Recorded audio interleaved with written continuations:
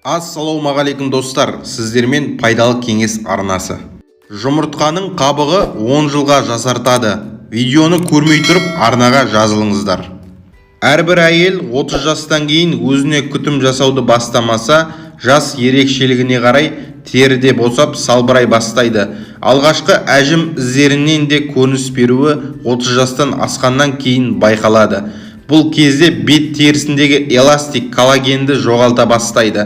Сондықтан мейлінше жастықты қалпыңызда сақтап қалу үшін жұмыртқа қабығының да орасан зор көмегі бар екенін біріңіз білсеңіз, келесі біріңіз білмеуіңіз мүмкін. Ендеше ас үйде жиі пайдаланатын азықтың бірі жұмыртқа екендігі белгілі болса, оның қабығына дейін пайда асыруға кірісейік. Жұмыртқаның қабығы негізден кальций, фосфор, темір, калий, магний және де кремнийден тұрады. Канада, ақш және Венгрия ғалымдары жүргізген зерттеуде жұмыртқа қабығының құрамы адамның тісі мен сүйегіне қатты ұқсайтыны дәлелденген. Жұмыртқа қабығының ұнтағын жүкті әйелдер, балалар және ересектер кальций жетіспеген жағдайда қолданады. Мұндай ұнтақты үнемі қолданған жағдайда қан қысымы мен жүрек қағысының жұмысы жақсарады. Зиянды холестерин деңгейі азаяды. Зат алмасу процесі қалпына келеді. Қалқанша безі ауруларының алдын алынады. Гастрит жазылады, қан тазарады.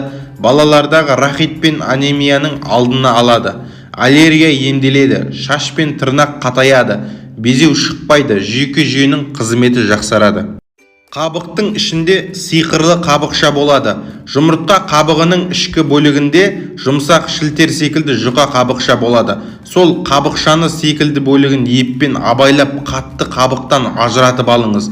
Бұл пленка көз айналасындағы әжімдерге қарсы тұра алатын керемет құрал. Оны екіге бөліп көз айналасындағы әжімдер көп шоғырланған аймаққа жабыстырып қойыңыз. 10-15 минуттай ұстаңыз. Пленканы жабыстырған кезде мимикаға жол жоқ. Күлмеңіз. Көз айналасына жабыстырған пленка түсіп қалмас үшін ол маңайды қозғамаған дұрыс. Сөйлеуге болады. Ендігі кезек сыртқы қабығында. Қатты қабықты тазалап, жуып, ұсақтап құрғату үшін майлықтың үстіне жайып қойыңыз. Әбден кепкенін күтіңіз. Ол үшін 2-3 күн күтсеңіз тіпті жақсы. Кепкен қабықты алып ұнтақтаймыз. Блендермен немесе дәкені бинтті 2-3 қабат етіп, қабықты орап алған соң сыртынан балғамен ұрып ұнтақтаңыз. Кәдімгі ұн секілді болып түйіршік қалмайтындай ұнтақтағаныңыз жөн. Себебі масканы бетіңізге жағу кезінде қатты қабықтың бетіңізді жырып теріге зақым келтіріп алмас үшін. Содан кейін бетіңіздегі ақуызды жуып тастайсыз. Бетіңіз құрғағанша маска дайындап алатын уақыт бар. Ол үшін бір ас қасық кез келген айранға немесе йогуртта жарайды. Бір шай қасық ұнтақталған жұмыртқаның қабығын салып араластырып алыңыз. Соңынан бетіңізге масканы щеткамен жағып шығыңыз. Қолмен жағуға болмайды және уқалаудың, массаждың қажеті жоқ.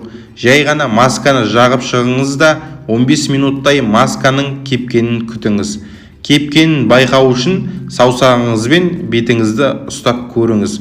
Содан соң бірден жуып тастамай, беттегі масканы қолмен сылып алып тастаймыз. Артынан қалған қалдықтарын жылы сумен жуып тастайсыз. Құрметті нәзік жандылар, ешқашан